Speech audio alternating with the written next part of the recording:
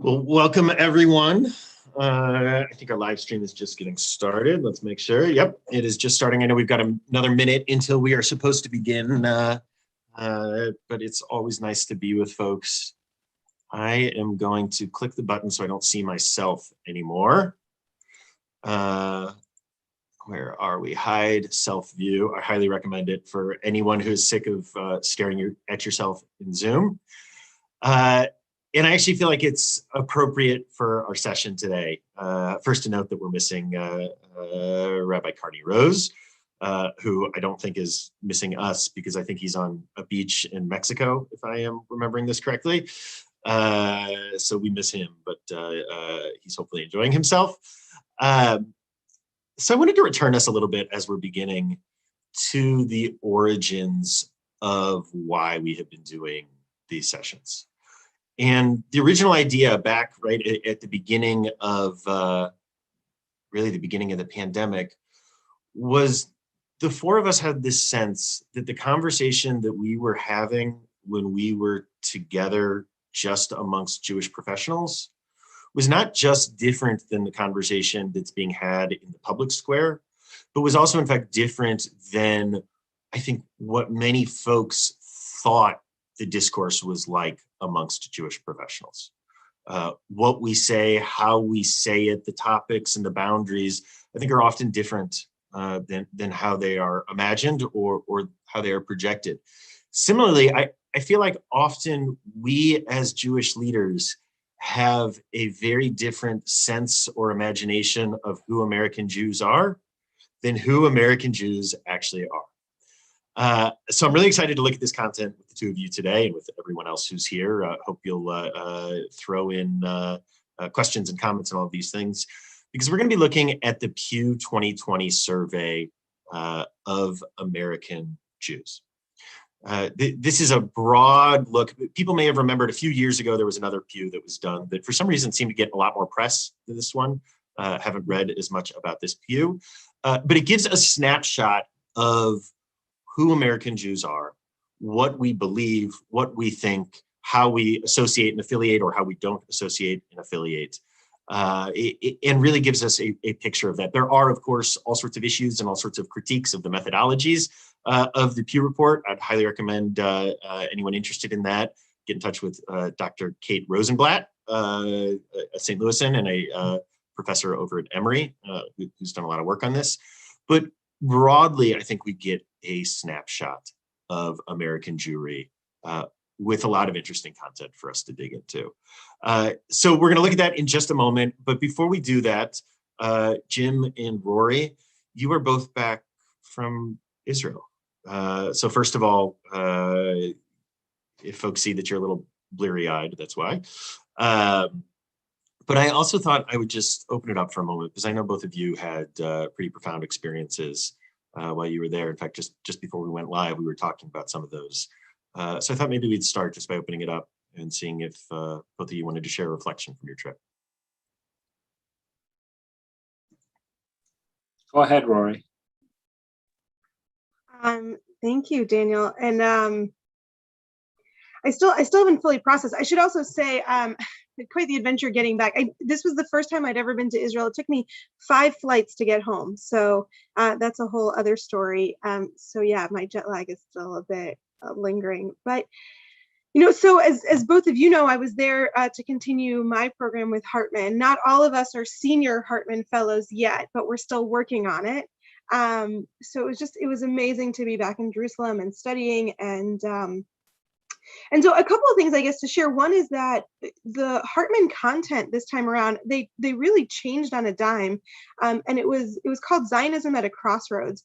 And really what so many of the people who were talking to us were grappling with was in large part the response from the most recent conflict with Gaza, recognizing the deep pain of the Israeli Jewish community, of what they had experienced, the fear, which I cannot even imagine, you know, the sirens and the bombings and the rocket attacks and all of those.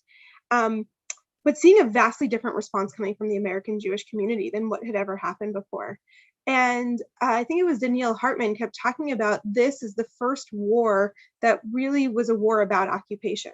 And not that it's the first war since occupation, but where it was really the first war where the international Jewish community was talking about occupation. And so they were really grappling with, and in many ways, I think many of the conversations that we've been having of all of the things that had been kind of under the surface, but had not really been brought to light. So that was a lot of the studying. And then in the course of being there, we did 2 trips. One was that we went to Sheikh Jarrah, the community in East Jerusalem that's been in the news because of the number of Palestinian homes that are slated for eviction, and that has caused so many of the protests that were part of the tensions that we all saw a month ago, I guess. And then we also went to Lod, which is one of the mixed cities where they had all of the riots and the conflict that emerged there. And I don't know that I quite have the language for it, but what became really apparent to all of us was, in many ways, like we're having 2 different conversations. We heard from Palestinian residents, we heard from Jewish residents. And what was amazing is that it wasn't that they were disagreeing with each other, it's that they were talking about 2 completely different things. And in many ways, we kept hearing from a Jewish community that was having a legal argument. It was about who is entitled to the space, what did the law say, what was happening in the Supreme Court, or things like that. And what we heard from Palestinians, and I think what we're hearing a lot from American Jews, is a moral argument. Who do we want to be? What's right? So in Sheikh Jarrah, we kind of went through, and it was all of these like, here's who, the land had been, it had been part of Jordan when Jordan conquered the land, but Jordan never claimed territory. And then when Israel conquered the land, and there's all these rules about war, and when you conquer land in a defensive war, and who's entitled to move populations back into space, and all of those things.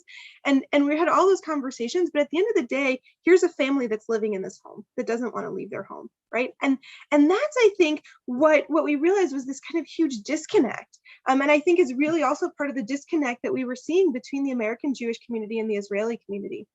So as you know, with Hartman, there's no answers to all of it, but just a lot more questions. And so those are some of the things I'm sitting with right now. Thank you, Jim. Well, my experience in Israel just a couple of weeks ago, and unfortunately I can't blame blurry-eyedness on jet lag any longer. I've been home long enough that it's just regular old blurry-eyedness that I'm dealing with. But my experience was in many ways very different than yours, Rory. And on the other hand, the impact on me was, I think, from what you just said, very similar. My wife and I had the opportunity to travel to Israel in a surprisingly different way than we've ever done before. We for many years, we've chaperoned teen trips under the auspices of NIFTY, the North American Federation of Temple Youth Summer Israel Trips. And thankfully, like many Jewish youth organizations, they've been able to bring hundreds of kids to Israel this summer safely. Even though tourism is not officially opened, you can only travel to Israel as part of very defined groups. We were privileged to be able to do so. And that experience in and of itself was interesting. To the restrictions, which Rory, I'm sure you experienced as well, having to be tested multiple times in order to get on a plane, to get out of the airport in Tel Aviv. We also had to have additional testing to be able to leave our group and go off on our own, and then to be tested yet again in order to get back on the plane and return. That in and of itself was a story for another time. But our time there was a little briefer than yours and a little more focused on connecting with people that we have relationships with, friends and family. And also, I chose to use my time to invest in something that I've never done quite as intentionally as I did this time. Over the many years, I've been to Israel many, many times, like all of us. Most of my experiences have been through the lens of the narrative of the Jewish people and our relationship with the land. And I chose this time to use some of my free time to arrange to really immerse myself in a little bit of the Palestinian narrative and to seek to understand and most of all, just to listen to the voice of people who understand a narrative other than the one that in which I've been immersed for my entire life. I traveled to Hebron and to the South Hebron Hills through an incredibly blessed opportunity I had to have a private, somewhat VIP tour of these areas through the lens of Breaking the Silence, Shovrei Shtika.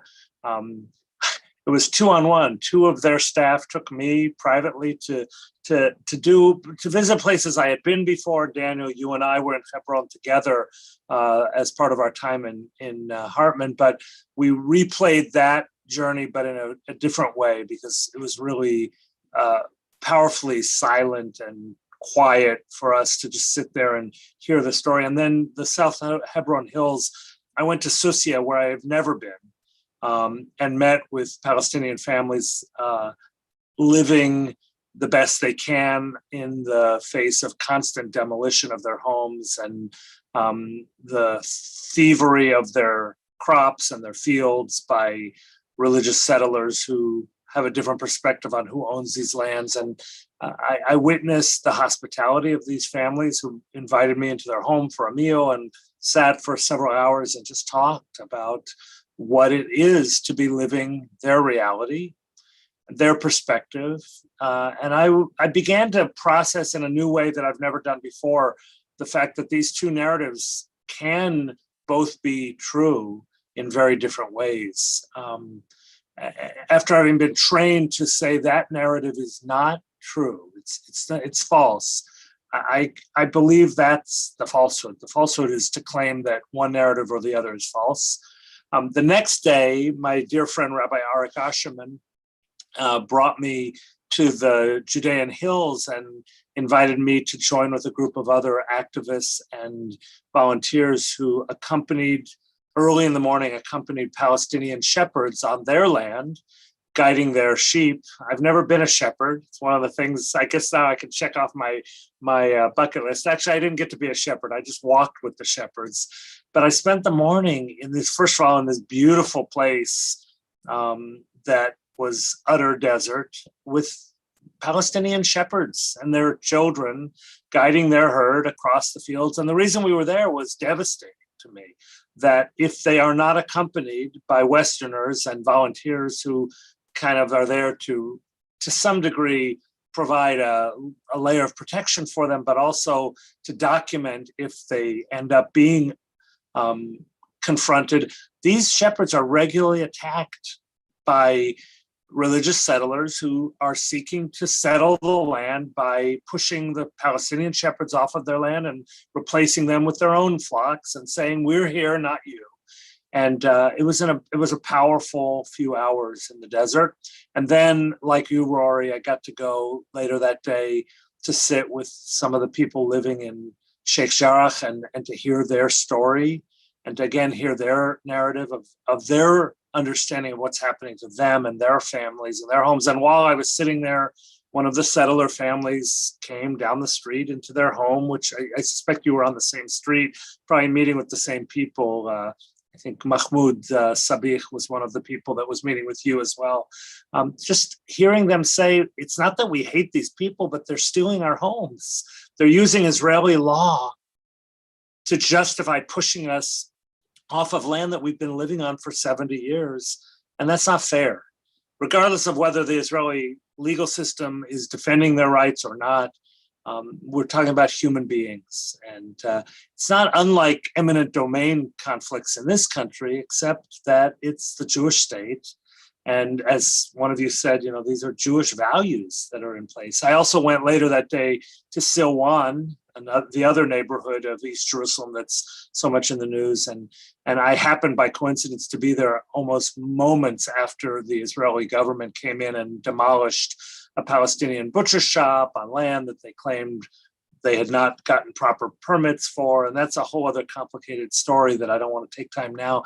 But just to say, for me personally, who spent most of the last 4 decades immersing myself in the Jewish narrative and understanding why we have the right to self-determination in this land, I increasingly feel compassion for and understanding of the fact that there is another people, these Palestinian people, who also seek to have self-determination. And unfortunately, we're arguing over the same land. And it's why I am deeply personally committed to the two-state solution, as seemingly unattainable as it feels right now. But I believe it is ultimately the only moral way for the Jewish people to continue to be in this land, and also to do what our Jewish values tell us we must do towards other people. So I know that's not our topic for today, but in some weird way, Daniel, it is, because so much of the Pew study revolves around our attitudes. So thank you for allowing me to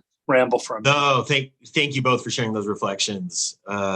Even though, as you said, right, it's a little distant from what we're talking about, I think it's essential and it's important. And just one other note, Jim, I think this is true for you all also. I think we both have adult-centered Israel trips that are on the books for folks who are interested in some of these experiences, that we're making sure that those are built in. So CRC certainly does. And we do as well next March. I think you're going in February, we're going in March. Something like that. Exactly. January, February for us, March for you. And our non-members, absolutely open to anybody who's interested. And our trips, I think both will include at least some days of insight into some of what we just described, depending on what is the most appropriate timely experiences we can share. But giving people an insight, and I know, Daniel, you feel the same way, that it's important for Jews to not only experience Israel through the lens of our faith and our history, but also to understand, quite frankly, to understand a little bit of what it means to be an occupying power in our land. I promised myself when I left Hebron that I would never take a group to Israel without taking them there, or the equivalent, ever again. Yeah. So I just want to just throw in, because into the chat somebody said that Carney also has trips, so I don't want to shortchange him just because he's on a beach in Mexico. And we're actually exploring doing some interfaith trips to also kind of bring in some of those narratives. And I think just to your point, Jim, like, to me, so much of everything that we're talking about in all of this is, how do we recognize that there can be multiple stories, and the same ways that we can hold all of the different opinions here in this space, this idea that there are stories. And that was, I remember when we left Sheikh Jarrah, so we spoke with some of the Palestinians, and we spoke with some of the Israelis, and we spoke to some more Palestinians, and then we taught Tal Becker, who both of you know incredibly well. It was very involved with the government. He's, I think, an advisor to Yair Lapid, and so he was kind of breaking down the like Supreme Court side of it and all of it. And I remember there were some people, as we left, they were like, well, which is the story, you know, because we'd actually heard 4 completely different stories. It wasn't even like Tal's had like a little, it was like Tal had a whole other story. And for me, the answer was they all are. Like, everyone, because I don't think anyone came in lying. I think like everyone told us their story, but the same way that, you know, and yeah, sometimes stories conflict, or sometimes stories are just independent stories. And so, you know, also in the way that we have a Jewish story of the land, we have multiple religious stories of the land, but I mean, every person has a story. And Rory, you know, it's funny, just to add, our human need to say, well, our story is the right one. That is a very non-Jewish thing, I think. You know, our Jewish tradition teaches us that actually multiple narratives can coexist, and that's, I mean, the whole tradition of the Talmud and Jewish law and debate, and ironically, the Knesset as well. I mean, you step into the Knesset and you see that lots of different narratives can coexist, but for some reason, the American Jewish community has clamored for this sense of, well, no, there's only one party line. We're not allowed. We fabricate all these reasons to convince ourselves that we don't have the right to say other truths other than the standard one, and that's not Jewish. You know, So I want to bring in some more texts here from Pew, because I think it's going to give us much of what you're saying there, Jim. So first, let's start here, which is just an overview. Is everyone seeing this? You seeing this chart? Great. Which is just an overview of who American Jews say they are. When they are surveyed, who do we say that we are? So we have this pie chart at the top, Reform being the largest identified group, followed closely by no particular branch, right? 17% conservative, 9% Orthodox, which held steady from the last survey, but we're going to talk about some important demographic changes that are happening there. Below that, and 4% for some other branch. So first, anything shock either of you about that? It's not shocking because I've heard discussion of it, but I think it's notable that although the pie chart at the top is kind of what we're used to seeing, if we look at the age breakdown, it's not shocking, but it's interesting to me, especially the shift towards many, many young people under 30 and really under 50, if you take them together, identifying themselves as Orthodox. That's a big shift in the pie chart at the top over time. And I think we need to acknowledge that and recognize it. Well, and the growing of no particular branch. I mean, you sort of have like the extremes are sort of pushing out Reform and Conservative here. Yeah, exactly. So I don't know, one of my takeaways from this, and I've been saying this for a while, is that the future of American Judaism is more Orthodox. And I think that comes as a surprise to folks, particularly because, right, in the 1950s, Jewish sociologists said that there would be no such thing as Orthodox Jews in a generation and a half or whatever it is. And now it strikes me that, I think that my children and grandchildren's generations are much more likely to be significantly more Orthodox institutionally. Rory, do you have, as someone in the Orthodox community, I'd love to hear some thoughts here. I mean, look, like, I'm trying not to gloat here and at the two of you. So, I think it is really interesting. First of all, I think we've realized that everything that the sociologists were saying in the 50s about Judaism has proven to be pretty inaccurate. I want to like dig in much deeper. From what I've seen, I think there's a combination of factors. One includes that you have a significantly higher birth rate in the Orthodox community than in other communities. And so some of this is not like people necessarily shifting so much as we just produce a lot more Jews than any of the other denominations are doing. And so that's one element to it.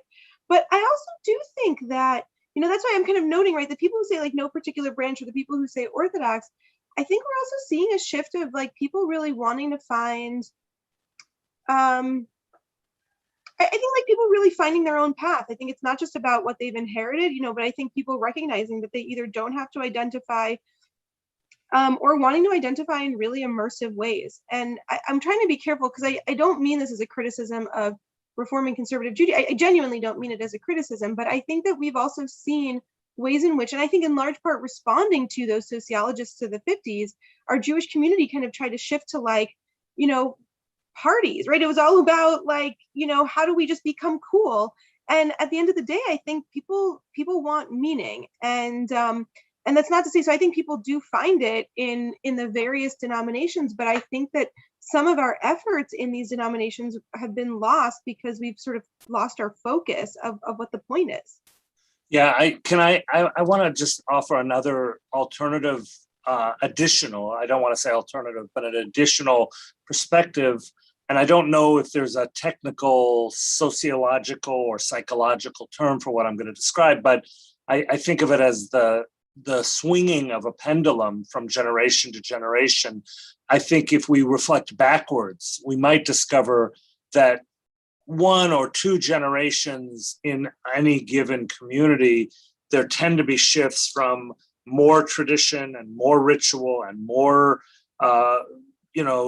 definition of boundaries to less. The younger generations tend to resist that which their older generations find appealing, and then eventually the pendulum swings back. So I think we need, while I agree with everything you said, Rory, I also wonder whether that increase of people away from conservative and reform into more observance on the one hand, plus that, as you noted, that growth of no particular branch, there are very large numbers of unaffiliated, borderline affiliated, or borderline connected people in the Jewish community that may reflect two pendulums swinging simultaneously, and we'll only know when we can look back with the the memory as opposed to predictive. I really find the language of thickness of Jewish identity, thinness and thickness, also to be helpful here. We often think of Jewish identity as being a binary, right? Like you're Jewish or you're not Jewish. But I think particularly when talking about how we continuously are resorting ourselves into movements or non-movements, and what that means for thickness of Jewish identity has a lot to say here too. The other thing, Jim, speaking of the no particular branch, it struck me, right? Like that probably includes some of the folks who are in Moishe House and in Next Door and Ashrenu, who are doing really interesting, highly engaged, emergent kind of Jewish stuff. And it includes folks who like barely will check, yes, they're Jewish on a survey. Yeah, and to use Israel, it's Chiloni, but both forms of Chiloni. Chiloni who actually are very religiously connected, but just don't identify with any movement in particular. But every Shabbat, they are reciting Kiddush, or every Pesach, and then there's Chiloni who are Lagamre Chiloni, completely secular, who would just as soon have a picnic on Yom Kippur than to even acknowledge that it's Yom Kippur. And I think we have the same phenomenon in a different form in our American Jewish community. And I'm mostly worried. I love your metaphor of thickness and thinness, because I know some really, and I hope nobody takes this personal, I know some really thick liberal, reformer, conservative Jews whose connection to Judaism is very thick and robust and serious, but who would be defined by other Jews as very non-observant traditionally, but who are immersed in their form of Jewish life. And we also all know some incredibly thin Jews of all denominations who call themselves Jewish, but there's no real reason that there's no thickness to it. It's completely shallow or thin. And I don't mean that pejoratively. It just is a description. Well, I think what you're raising also, though, I think we need to note before we go further into all of this is that these surveys are always subject to the questions that are asked. I can't remember what it was, but there was a survey years ago that I loved, kind of going to what you said, Daniel, where instead of asking what denomination you were, it sort of it shouldn't say ranked, it listed every denomination. And for each one, you sort of said like, what is it, like not at all, a little, somewhat, a lot, very much, and so this idea also that you can be like, a little bit Orthodox and like very much conservative and like a lot reform and a little bit Reconstructionist, right? Like that actually we can kind of see ourselves in this multitude of spaces. And I mean, I'm kind of sort of caught up in what you said about the 50s sociologists, but I think we're just aware also of some of the abuse that has come from some of those individuals and the ways in which I think also that scholarship, is impacted by the questions that are asked. So I don't mean to say that I think that this data is not worthwhile, because I'm really interested in talking about it more.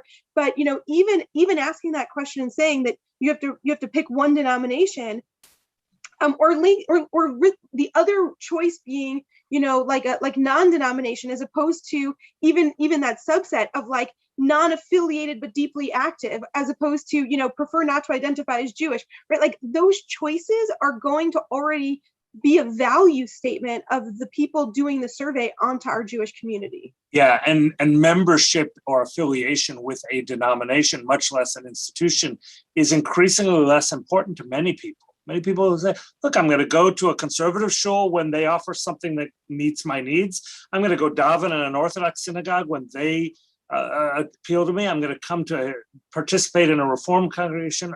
I'm just going to be Jewish, and that this particular Pew data doesn't talk about all Jewish, no particular branch sounds pejorative, but it might be, well, no, I'm all branches. I'm a really engaged Jew. I want to pull in a comment from Carol Rose here, who noted that maybe part of what we're seeing, and I tend to think actually that it's to some degree, all of what we're seeing is sociological, in the sense that for a long time, particularly at that peak in the 50s and 60s, right, American Judaism and Jewish community was built to look like Christianity. And so the synagogue became the center and the movement became the most important part, just like, you went to your church on Sunday and it was a Methodist church or whatever it was. In that as we have moved away from that Christian notion of what Jewish identity is and needs to be, what might Nana would have called the Goyshe Cup version of Judaism, that simply the model of how we answer has changed, and thus the denominations are less important to individuals. I want to bring in another chart here. Okay. This is a chart. Jim, I don't know if you remember our conversation about this question. It must have been, well, I remember it was 2016. It was August or July of 2016, right before the election. I was getting ready to start a job as a rabbi at a large conservative shul in Cincinnati. And Adam Cutler, Jim, and myself, Adam was another rabbi in our program, sat down and had a whole conversation about would it be more important to us that our grandchildren share our liberal values or that they be Jewish, right? Which is to say, would I prefer that my grandchildren share my core values of the world, or would I prefer that, you know, in that world, they're sort of right-wing Haredim? And it broke me because my answer was very much, I want them to share my liberal values, particularly after our visit to Hebron. It really sort of solidified all of that. And that's what this says right here, that actually across the board, across the age demographics here, American Jews find it more important that our grandchildren share our political convictions than that they think of themselves as Jewish in the two generations. So I'm interested what you all see looking at this chart. Well, Daniel, yes, I remember that conversation vividly, and how passionate we all were about our opinions.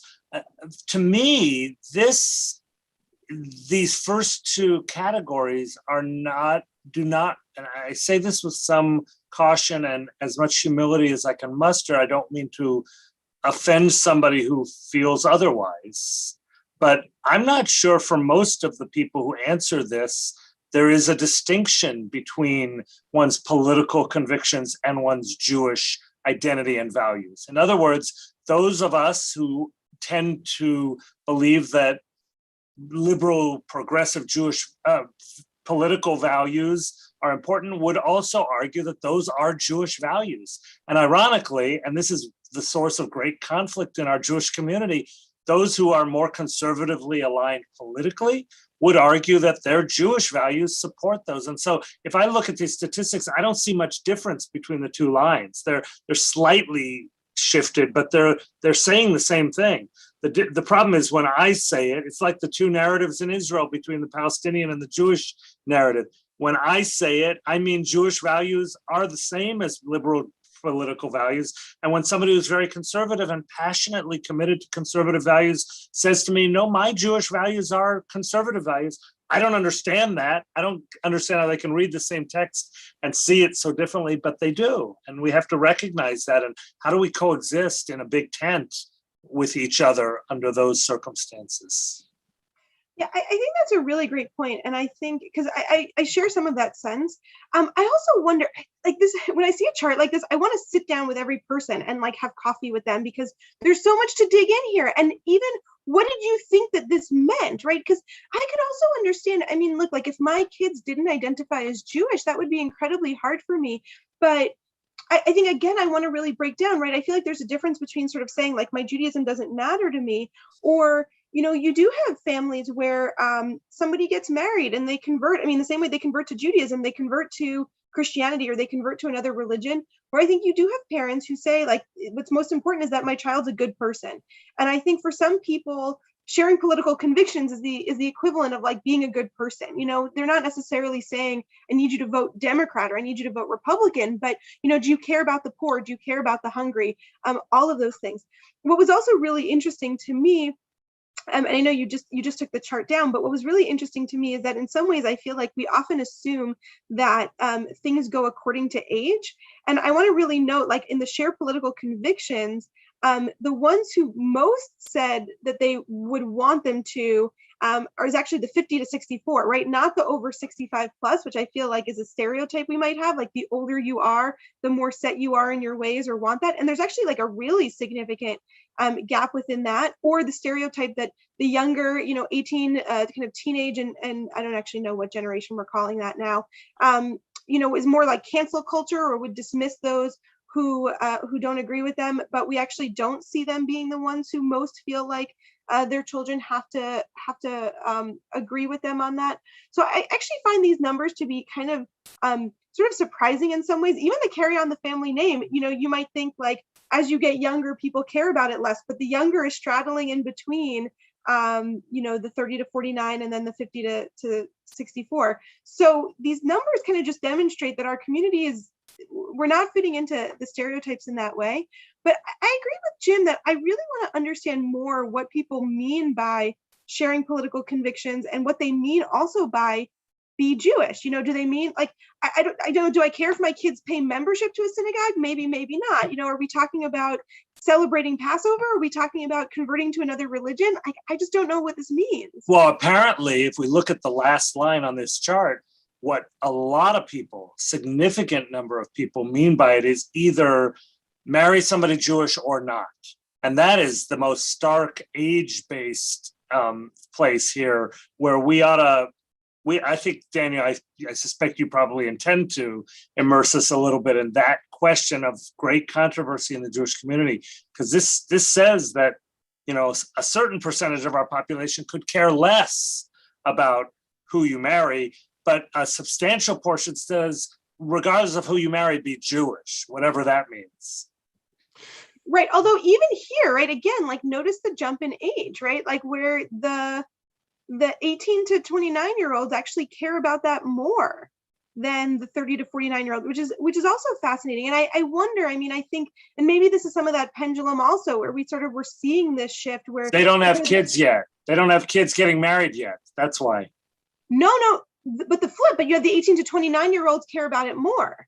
So you have, yeah. Right, which I wonder to what extent are we seeing the pendulum kind of starting to move back, where there was this pushback to say marrying Jewish wasn't the most important thing. You also have a generation of people though who have grown up with arguably more heightened anti-Semitism, right, where you have like people over 65 who have memories of it. We had this sort of, I don't want to say golden age, we never got rid of it, but there was a period, right, where people were not talking about it in the way that I think we are feeling it in this country again, specifically coming from elected officials, right? And that's scaring people. That might be part of the pendulum swing. Or I again, without kind of being able to actually sit down and have coffee, I can't really assess all of this, but I think the numbers are fascinating. So I want to bring in another idea, and Jim, I apologize, you've heard me rant on this many a time. That combining these two conversations for a moment, our conversations about the changing demographics, and in particular the sort of youth boom amongst Orthodox Jews, or maybe say it differently, the growing percentage of young Jews who are Orthodox. One of the things that I think has happened is I think much of liberal Judaism in the United States in the decades following, really the 50s, following the Holocaust, probably for some pretty understandable reasons, actually replaced Judaism with be Jewishism, meaning we built the Jewish institutions of our country to be a part of the Jewish identity industry, what I dismissively call continuity LLC, with the whole point and the whole message so often of everything that we did Jewish was about making our children Jewish and making them keep being Jewish and thinking of themselves as Jewish. But it became the equivalent of saying to our kids, like, here, carry this box that says you're Jewish that has no content inside of it, or we don't particularly care what kind of content there is inside of it. And yet, what at least I see in Orthodoxy is actually that there's a real strong sense of mission. There's a purpose, right? It may be halachic purpose, but there's a purpose, there's a mission, there's what our teacher, David Hartman, of blessed memory, would call a Sinai vision for the world. And I wonder if that's not part of what we're seeing here too, is a rejection of the Jewish identity industry by people who are interested in doing Jewish and learning Jewish and being Jewish, just not in being a part of this propagating Jewish identity business. And that's one of those gaps I think we see, right? And in that sense, you could chart political convictions next to marry Jewish almost as that conversation. Right. Is being Jewish my identity, or is being Jewish a description of a set of behaviors and passions and commitments, not belonging, not measures of belonging and identity? I think that's what we're witnessing as we witness plummeting rates of affiliation with traditional organizational affiliations, be they synagogues or churches, or be they community centers or other clubs of identity. And we see much more people self-defining based on, well, Jewish is what I do or don't do. Don't tell me that I'm less Jewish if I marry somebody other than the person you think I should marry, or that if I pay dues to some organization that you think I should affiliate with. Well, I think, and to that, I mean, I know you're bringing up another slide, but I think what I'm hearing and you saying is Judaism an ends or a means? Right? Like, yeah, that's exactly what I'm saying. Yeah.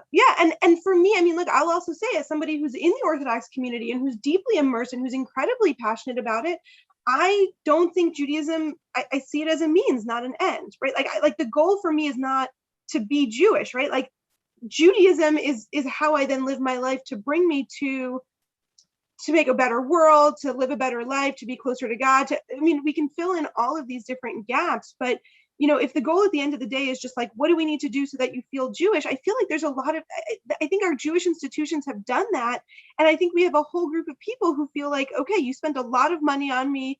I got scholarships to summer camp, all of these things, but why?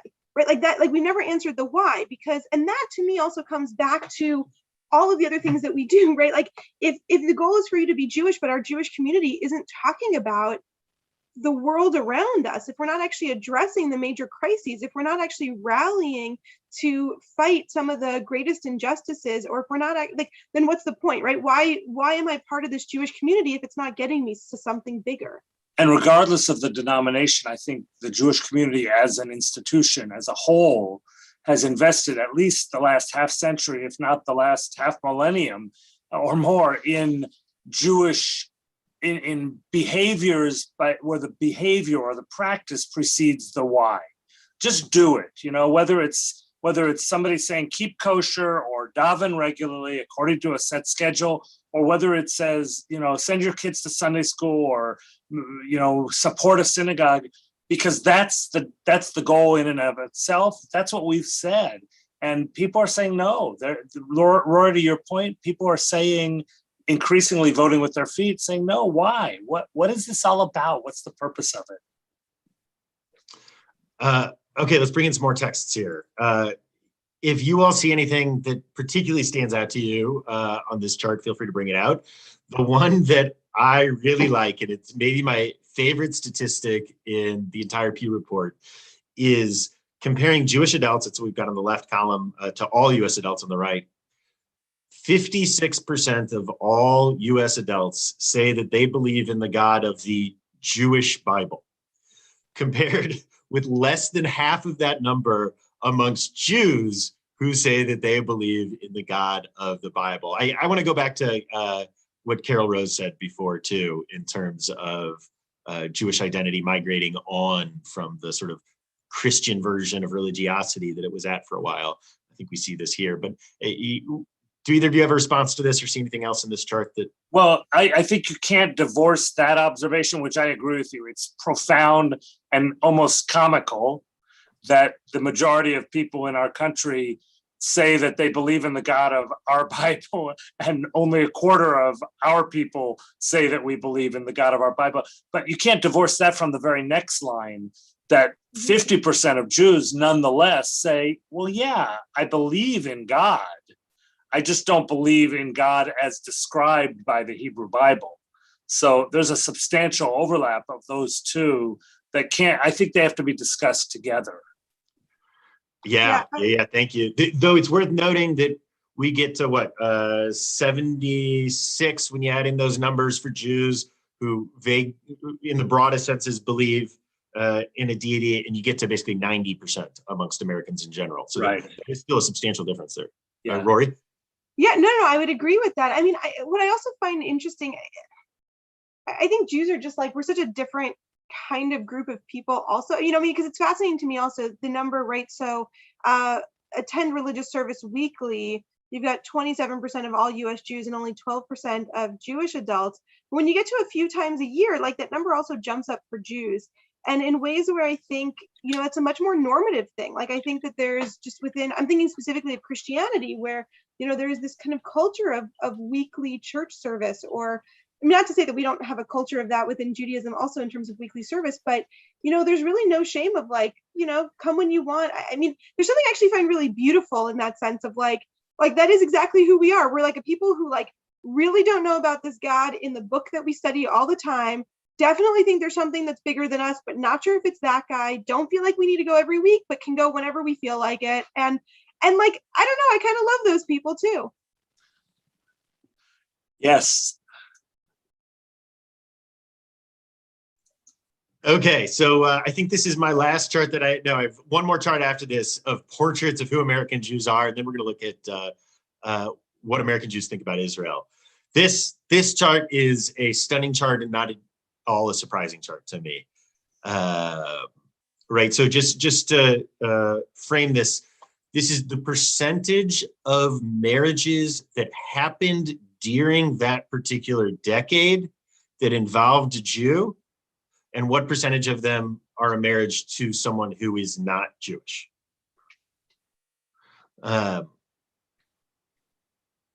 Which, absent the 1980s, is basically a straight line here, right? And if you were to cut them in the middle of the decade rather than the end of the decade, it actually looks kind of like a straight line. So I'd love to hear responses to this chart from both of you. Well, look, for me, my entire career as a rabbi, I have believed deeply and passionately and with great conviction that affirming people's right, Jewish people and everybody else's right to marry whoever they love and to be embraced wholeheartedly without qualification for their choice of who they marry, and to be welcomed into whatever community we are, for that is a conviction. I have always officiated in a faith marriage. I have always sought to fully welcome people who are choosing to marry somebody who is in the Jewish community or not, fully, without hesitation, not just as a default position, but out of conviction. And this chart just, I suppose somebody could say it's your fault, people like you, Rabbi, but this chart for me undergirds why I believe so deeply in that. How can I reject 3/4 of the people who got married in the last decade? I mean, what an absurdity to send them any message other than you are full, Mazel tov, exactly. So, I am buoyed by this, even though that sounds counterintuitive, because I don't think this is a bad statistic for the Jewish community. I just think it is a statistic, and we should respond to it the same way we respond to every other fact about our community. But I know that's controversial. I know it's a source of great contention within the Jewish community, and especially across the denominations. And I understand that too. So Rory, I'll kind of turn to you to respond in however way you feel. I'm going to take this chart down just as a reminder. There's a link both in the chat, and if you're watching this on Facebook or YouTube, there should be a link in your description to all of these if you'd like to look at them. Again, like to me, like this chart, there's so much that's undergirding it that I think we just don't quite know, because, as somebody who, like personally, it never really occurred to me to marry somebody not Jewish, but not because I remember like the stories when we were kids of like parents sitting Shiva, but it wasn't because of like fear of my parents, or, I don't think people tend to do things out of fear, but because I felt like the life that I lead is such an immersive Jewish life that, how to have a household with somebody if like I have a kosher house and I keep Shabbat, and like, what does it look like? And so it wasn't even for me just a matter of marrying someone Jewish, but marrying someone who was going to be halakhically, deeply immersed in all of these things in the exact same way. So, I think there's some people who look at this chart with a great sadness in terms of saying, these are people who don't think that their Judaism is a value, that they don't care in terms of marrying Jewish. But I'm not convinced that that's true, because I think what we've also learned, that's what sociologists were saying for many decades, and that's what they were warning us against. And I think what we've started to realize is that being Jewish just means really different things to different people.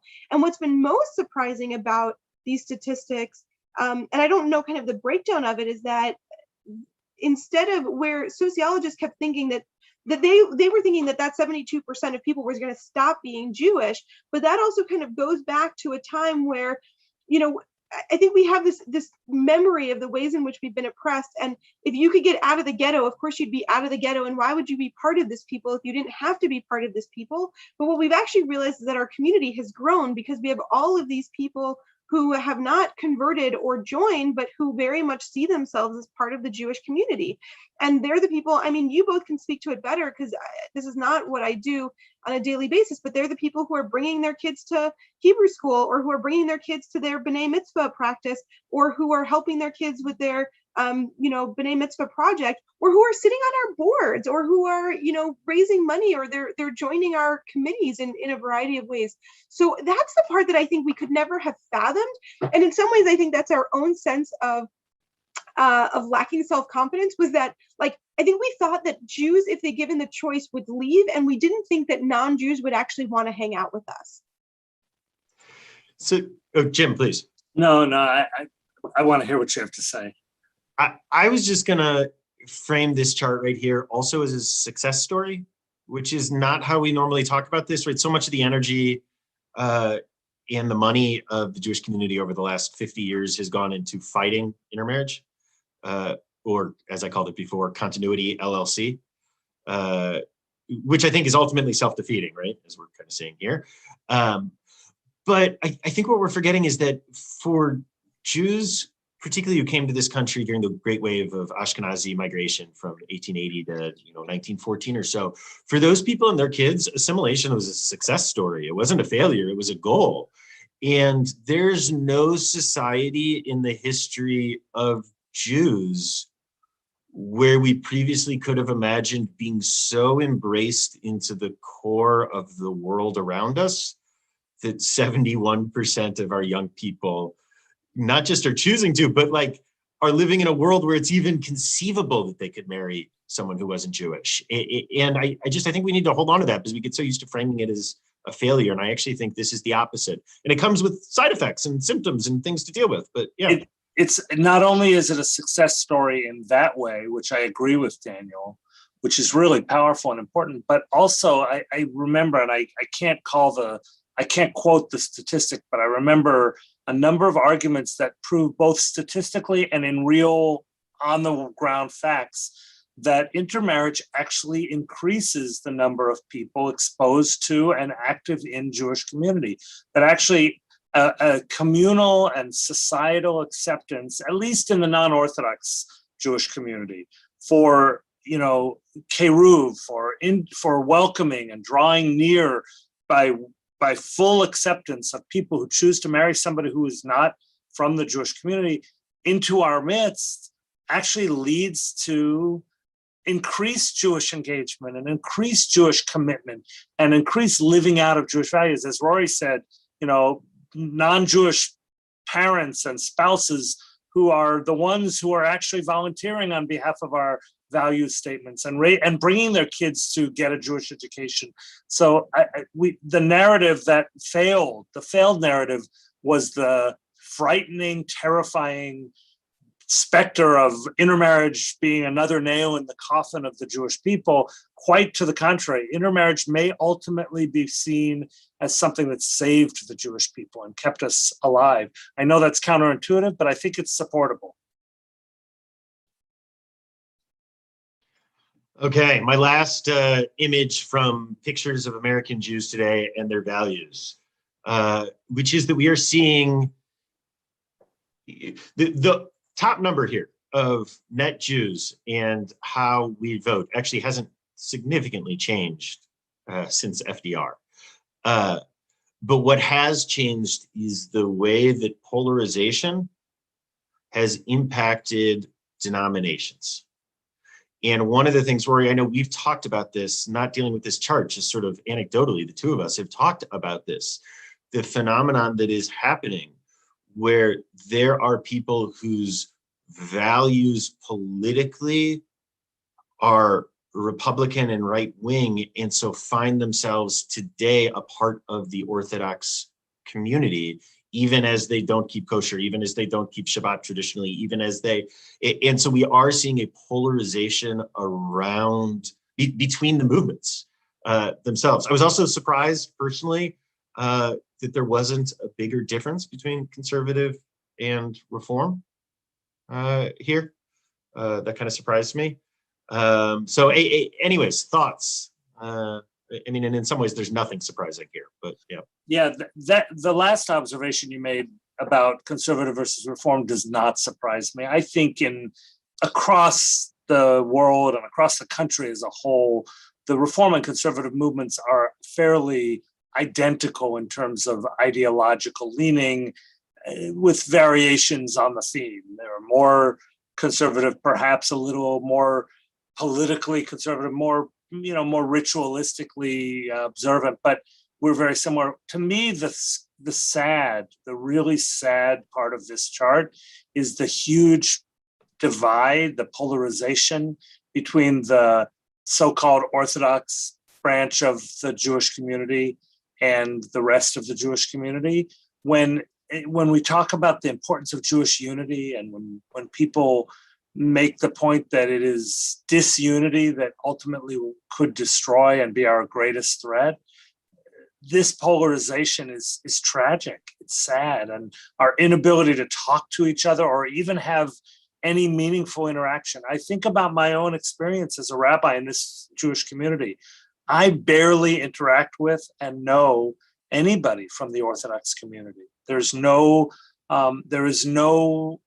place where we work together, increasingly less and less. And that is deeply sad. And if that's fueled by this polarization over politics and or Israel, that's devastating and corrosive to the future of American Jewish life. I agree with all of that. There's a couple of things that I find really striking. I'm also struck, and I would be interested in knowing the comparison to the rest of the American population. Like, I'm struck that there's such a small percentage that have no leaning, considering that I feel like everyone I talk to wants to tell me that they're independent, but I'm sort of skeptical, right? Because like 3% of the population actually has no leaning. So that's really interesting to me. I agree really with everything that Jim just said. When I was at Hartman 2 summers ago, Yehuda Kurtzer gave a lecture on July 4th where he talked about kind of politics taking over religion for people, and this idea of exactly this, that people are more likely to align less because of their denomination and more because of their political leanings. And I think we're seeing it within the St. Louis community. And it's painful for me also because of the number of people for whom, even in this conversation, I can't be an Orthodox representative because I'm not staunchly representing a right-wing conservative viewpoint, which is not to say that I don't disagree politically with the two of you on occasion, but but I do think there's ways in which like there's this growing divide and where we're actually having less conversations because we're allowing our politics to then also take over where exactly we're falling out. And I think, for me also just personally, where being a woman in Orthodoxy is already somewhat of a marginal position, having gone to Yeshivat Maharat already puts me in this marginal position. But then like, because people don't see my politics as being where they want Orthodox politics to be, then suddenly like that's what sort of pushes me out of even, like I said, being able to be an Orthodox voice in this space.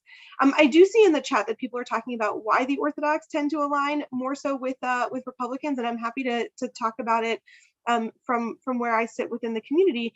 Some people are saying that it's about Israel, and I think Israel is one piece of it. I do think that we are seeing probably going back to, I don't remember now what year it was, but I think kind of the big moment for the American Jewish community seems to have been when Bibi went to Congress and bypassed Barack Obama, was sort of like a point at which Prime Minister Netanyahu really aligned himself significantly with Republicans, and there was really a lot of pushback against the Democratic Party that also came with the Iran nuclear deal and ways in which the American Jewish community and the Democrats were pushing strongly for the Iran nuclear deal when Israel was pushing heavily against it. And so you started to see some divide within that in terms of like Israel kind of politically. And so, although then we have to still figure out why is Israel identity more significant. I would argue, I don't know that it has to be more significant in the Orthodox community than in others, but I think you actually see, for a long time working in interfaith, I would talk about that. I felt like the thing that we were missing when we talked about interfaith cooperation is that I think people are not necessarily aligned because of specific faiths, but actually because of ideology. So what I mean by that is that when you have liberals in the Christian community and you have liberals in the Jewish community, it's kind of easy. And I don't mean necessarily political liberals, but like religious liberals. So people understand what it is to take a sacred text and to bring it into modernity. And so the idea that you're going to do that in different ways, but we're going to kind of respect your process. I found that with religious Christians or religious Jews or religious Muslims, there would be this way in which you could, even if you don't believe in my practice, or even as an Orthodox Jew, if I would think that like what you were doing was completely wrong, I understand, right? I understand. So like, I don't think you have to fast for the month of Ramadan, but the idea that you feel commanded to fast, of course I understand that. I fast like 6 times a year, right? So there's a way in which I think there's sort of this ideology that we understand. And I do think that Republicans making themselves the party of conservative religion, and particularly evangelicals, it's fascinating because Orthodox Jews disagree significantly with interpretations of the Bible, but the idea that you would live your life according to your understanding of the Bible, so much so that you would get involved with politics to bring that into the wider world, or that you would advocate and that you would go against your own self-interest for that understanding of what God wants for you, that's a concept that we understand, even if we think your interpretation is wrong. And so I think there's a lot of Orthodox Jews who, I think Israel is one component of it, but I think that they really do see Republicans as a party of conservative values, and in a way where they understand conservative values, whether or not those values are particularly the values that they would espouse. So I think I agree with basically everything you just said, Rory. I do want to push back a little bit, not from you necessarily, but from the sort of broader conversation and just the cultural discourse around how they vote that way because of Israel, right? Jews vote for Republicans because of Israel.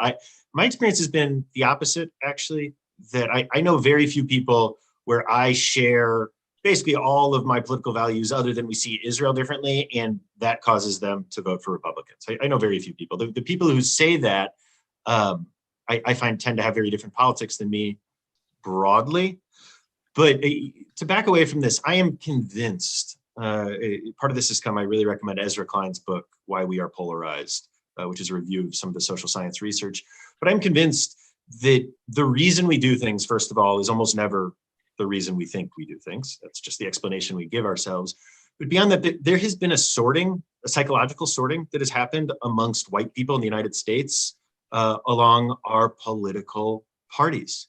That actually in all sorts of unrelated ways, when it comes to fear responses, when it comes to disgust responses, when it comes to openness to new experience, what has happened is that white people have sorted ourselves based on our psychology, and actually there's some good evidence that it might even be related to our genetics, into our political parties.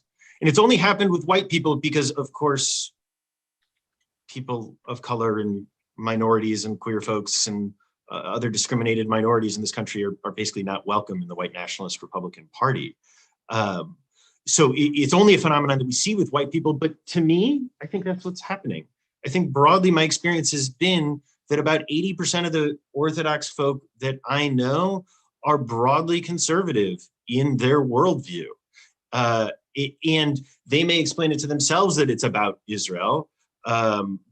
But again, I think that's the equivalent of Catholics who explain their voting based on abortion, when really it just becomes a symbol of it all. And about 80% of the Jews that I know in the liberal world are liberal in their worldview and in their psychology. Yeah, Jim. And no, I just want to build on what you said, Daniel, and I'm agreeing with you 100%.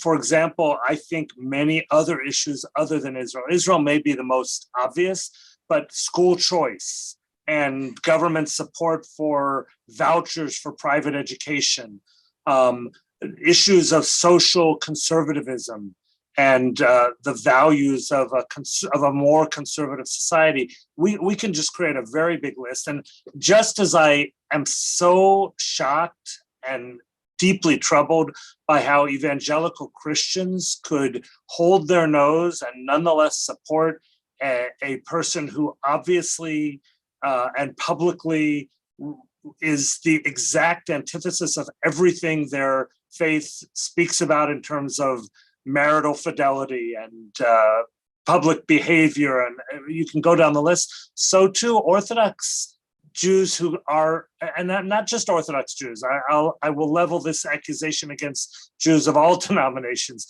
who claim to be deeply committed to things that are core values of Judaism, like family and fidelity and honesty and truthfulness, and then would hold their nose and support candidates or a president who is the antithesis of those things, is incomprehensible to me. And I think it's oversimplification to claim that Israel alone is the reason, Jewish survival alone is the reason. It's much more than that. And without being argumentative with those who don't agree, greed plays a great deal into this, and self-serving justification of personal wealth is a motivating factor that we should not ignore. A tax code that is more favorable to people who benefit from it than to those who are vulnerable and don't benefit from it. These are Jewish values too, and they need to be said aloud. And we shouldn't be polarized when we talk about them. We should be honest when we talk about them. I'm struggling because I don't totally disagree with all of that you're saying, but I also find, Daniel just put in the chat, he said, it wasn't like people kind of held their noses in order to do it. There were people to whom, I think like Trump and Trumpism is sort of its own phenomenon that I think is also different from the Republican Party, although we can debate whether it is or isn't at this point, but in terms of historically. But, there were a lot of people for whom that was really something that they were people were incredibly proud of. There was something that excited them within what Trump was talking about. There was a deep feeling of pride that he created, that people were like, they wanted to be part of this entourage. They wanted to be part of this narrative that he was creating. And I think that's something that we also need to be able to recognize in terms of the ability to have this story. And I think you're right. I don't think we should oversimplify it with Israel, but I think Israel was one component of it, right? It was this whole narrative of winning, right? We were winning, right? If you were you were a Trump supporter, you were winning. And I think for some in the Jewish community, what he did for Israel was part of the winning, but was certainly, and I think what he did in terms of the tax code, all of those things were certainly part of the winning. And I think part of what has made that so divisive within the community. And it was interesting for me just being in Israel, hearing people also talk about Bibiism as a phenomenon and all of that, because I think Bibi Netanyahu did something very similar within Israel. You can debate who did it first and who kind of copied, but it was partisanship over country, right? The transition of government in Israel was horrific. If anyone watched it, right, when Naftali Bennett got up to speak and everybody started, and the jeering that took place. And if you saw, you should read Yair Lapid's speech, because it was like such a, my mother came to watch this and you've just embarrassed yourselves. Feel like the most Jewish speech you could possibly give. But it was this idea that, but also what happened on January 6th, Trump not going to the inauguration, right? What had been before, this idea that you could actually have this peaceful transition of power, or that somehow what was happening in this country was bigger than any one of us. And suddenly it wasn't. It became about your winning. And I think that we lost something in that, because it was, I think to your point, Jim, right? It was about if I felt like I was winning, I was good. And it didn't matter that the rest of the country was losing. It didn't matter if I won on the backs of other people. And so that is a narrative that I think has taken hold, but I think it's important that we talk about, because the same way we were just talking about with Hebron or with Sheikh Jarrah, like if we can't hear all of these stories, we're also never going to be able to move forward as a country.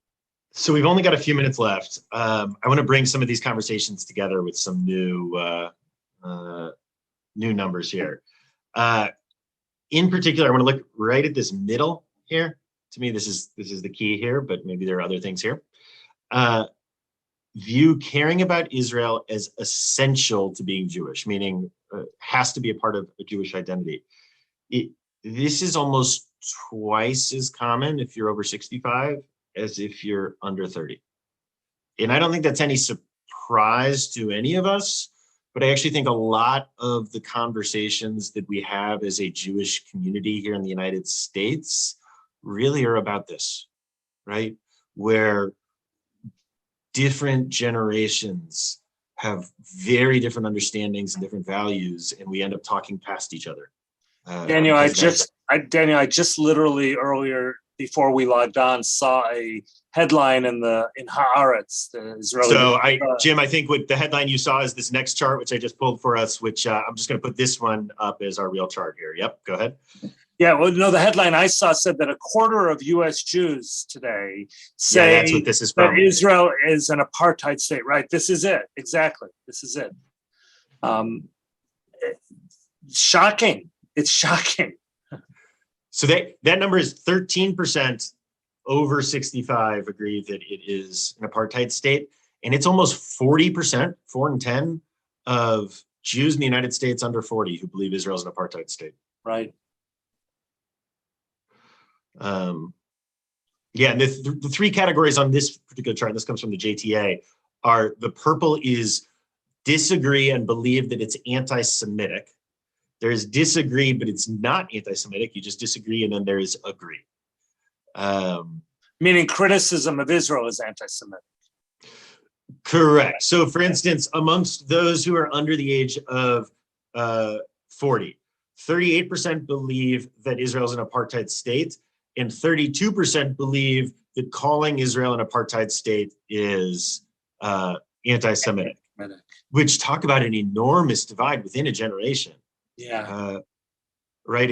And I'm assuming based on the other numbers also probably that those numbers, right, you can account for where the Orthodox population is in these by and large. You can use sort of the Pew stuff to reverse engineer a little bit. Other thoughts looking here, Rory?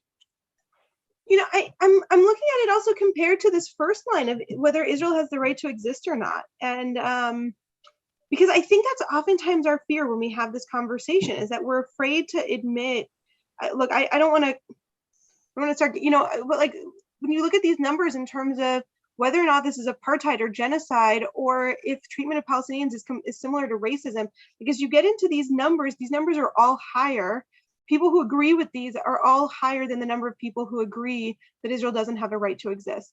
And even within that, just, you know, speaking to people under 40, I would imagine that some of those 20%, I don't want to completely defend the number because I don't know them, but I think that some of them, having spoken to some of them, would probably say like, states don't have rights, or, you know, like, I don't even think they would say like, I want Israel to disappear tomorrow, which is a different question, you know, but whether or not, like, what does it even mean for Israel to have a right to exist, right? What's the right of a country? But I think it's really striking the number of people who, you know, like support Israel's right to exist, even as they are deeply grappling with, right? So I'm not going to actually get into the truth of each of these statements, but that people believe these statements to be true does not counteract whether or not they believe that Israel has a right to exist. And so that means that we, the Jewish community, the organized Jewish community, we keep fighting this war about whether or not Israel has a right to exist. And we're afraid that if we said Israel is discriminating against a population, then that takes away its right to exist. When we've got a Jewish community that overwhelmingly agrees that Israel has a right to exist, and yet thinks that Israel is, in staggering statistics, engaged in horrific treatment of Palestinians. Yes, everything you just said. I remember a very disturbing argument I had, Daniel, one of our years at Hartman, when I argued, and I'm almost in the oldest segmentation of this group. I'm not quite in the 64 and plus group, but I'm getting dangerously close. But nonetheless, my personal belief is that there is a tremendous similarity between the face of racism in this country and everywhere else in the world, and the way the Palestinians are treated in Israel and the occupied territories. And I was powerfully argued, no, they're not the same thing. Criticizing Palestinians or restricting Palestinians is not racism because we're the same race. That was the argument that was being made, which was an absurd argument. Instead of this person saying, why do you feel that way? How does this feel like racism to you? And I think it's time, and you and I, we've talked about this a lot, Daniel, it's time for us to acknowledge the legitimacy of a perspective that says it feels like racism to me. So can we talk about it? If the Jewish community continues to shout it down and call it anti-Semitism, that will only further prove the point, I'm afraid. And we have to conclude that with an acknowledgement of each other and a willingness to listen to each other. So I think that's the perfect lead-in, Jim, to a closing note here to talk about the op-ed that we all published in the Jewish Light last week. By the way, anyone who has any complaints about that, Rabbi Rose at b'nai-emunah.org is the... no, I'd encourage people, and I'm sure Autumn will drop a link into the chat now, but I'd encourage people to go read that if you haven't, because there are people who don't want us to be having this conversation, and instead want the public discourse, particularly as it comes to what American Jews think and feel and care about with Israel, to be limited to a very sort of small slice. So I want to share one last chart here that I am struck by. So this is from a poll. Obviously, all of Pew 2020 was taken while Donald Trump was still the president of the United States, asking American Jews to rate President Trump's handling on Israel.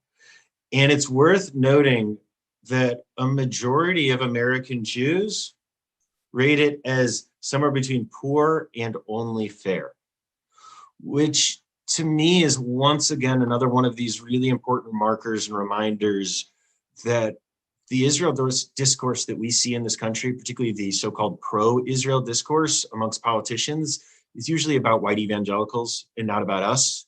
And that actually the view of American Jews when it comes to Israel and when it comes to American policy on Israel is much more diverse and much more multi-layered and multifaceted than people imagine, and often more so than we allow within our communities, which is to say that I think there are a lot of American Jews who believe that they are outsiders to the American Jewish community because of their Israel views, when in fact they actually represent the normative majority view of American Jews. So I want to sort of open that as an opportunity for closing thoughts from both of you. As we say goodbye to this session, I know we missed Carney Rose, even as he did not miss us in Mexico. Again, complaints should be offered to his email address. So Jim, you want to go first? You're unmuted. Oh, sorry.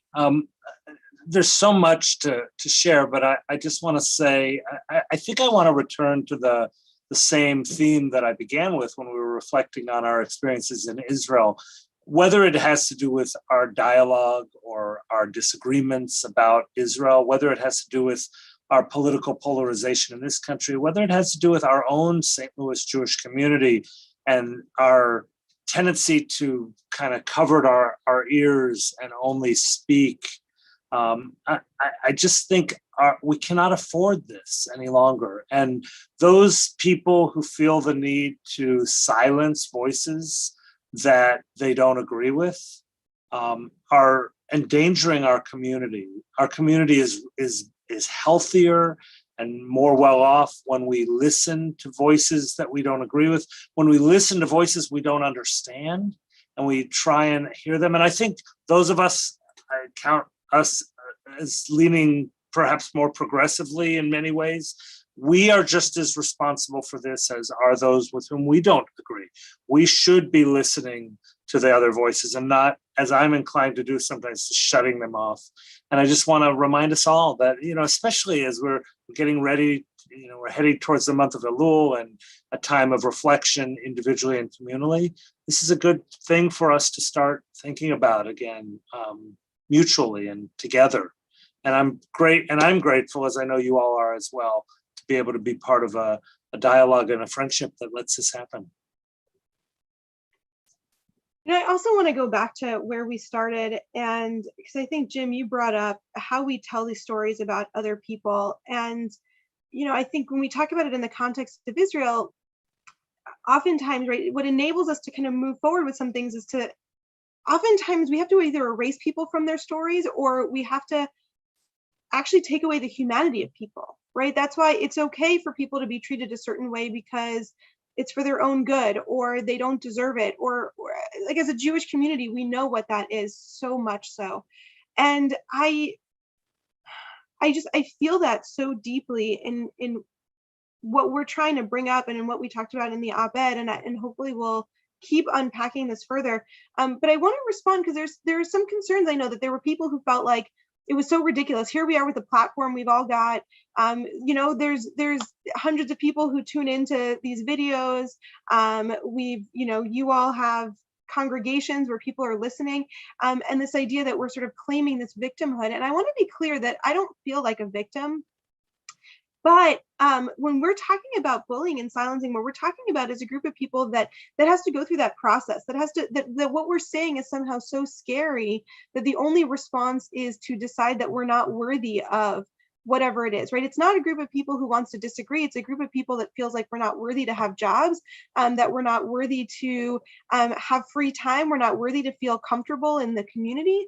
And I just want to be really clear, because that has come at us through our families, through our children, through countless other ways that are just horrific. And that in speaking out, it's not speaking out specifically for all of us, although I do want to speak out for my colleagues here, but I know that they're strong and bold and brave people. But for all the people who feel scared to speak up because of what they see happening, we love having dialogue with people. I will tell you, of all the hate mail I get, my most common response is to invite people for coffee, and I find that about 93% of the time they say no, which is fascinating to me, because it's people who don't actually want to talk about these things.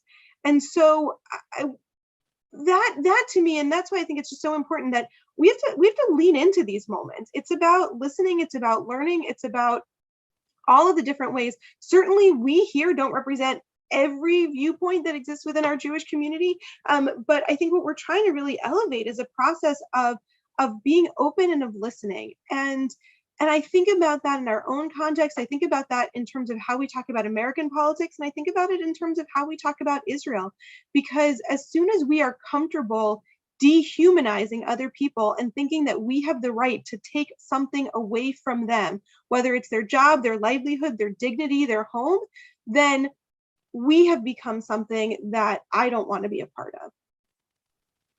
Amen. Thank you. Thank you, Rory. Thank you, Jim. Carney, we missed you.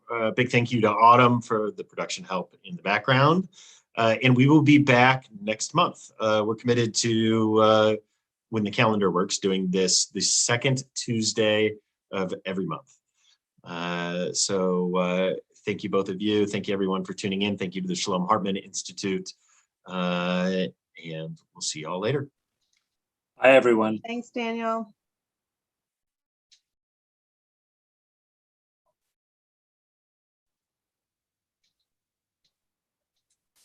And whoever's host has to turn off the stream, Autumn or Rory.